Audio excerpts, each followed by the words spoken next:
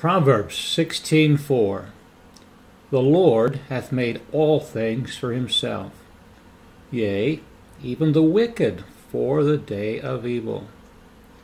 The truth of this verse needs to be grasped, or we've missed the impartation of wisdom. The first phrase has to do with our creation. The Lord hath made all things for himself. And also it gives us his purpose. God has made all things. They didn't happen by chance out of nothing.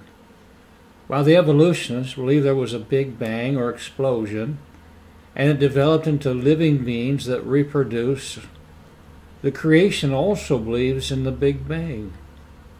God's mighty voice rang out, "Let there be light." Whether it be the heavens above, the vast waters, the land masses, the innumerable varieties of plants, the magnificent world of animals of all sorts and sizes, or man, who is described as fearfully and wonderfully made, it all speaks of a Creator that is infinitely more than his creation. We also find in this, it was not made for us, but for him.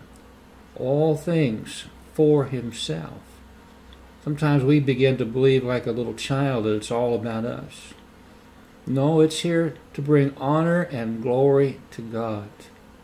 You know, no matter what your lot in life is, God did that for himself.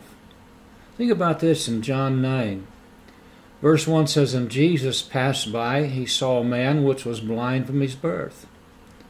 And his disciples asked him, saying, Master, who did sin? This man or his parents, that he was born blind?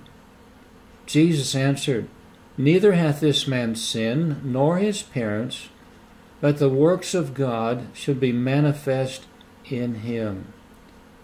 What's amazing is how God takes our imperfections and overcomes them in our lives. And what does that do? It brings glory to his name. Now the second phrase of this verse is not as easy to comprehend. It says the wicked, even the wicked, for the day of evil. It reveals that even the most wicked and the worst of men are under his direction and control. However they may be set on mischief, they can proceed no further than God permits. There are some men, we call them Calvinists. They believe that God creates some to be so wicked that he can show his might and judgment on their sinfulness. However, when God created us, he gave us a free will, as he demonstrated with his admonishment to not choose the tree of the knowledge of good and evil. Though men choose to rebel against God, as our parents did, they cannot escape his judging hand. Thus, man in his rebellion reveals the holiness of God as he judges sin. It is often by this judgment that men recognize God and accept his mercy. 26 times in the book of Ezekiel alone, God acquaints men with who he is by the execution of judgment.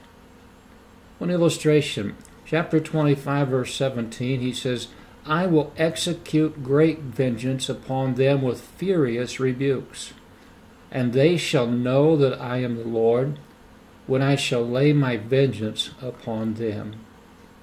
The Lord hath made all things for himself, yea, even the wicked, for the day of evil."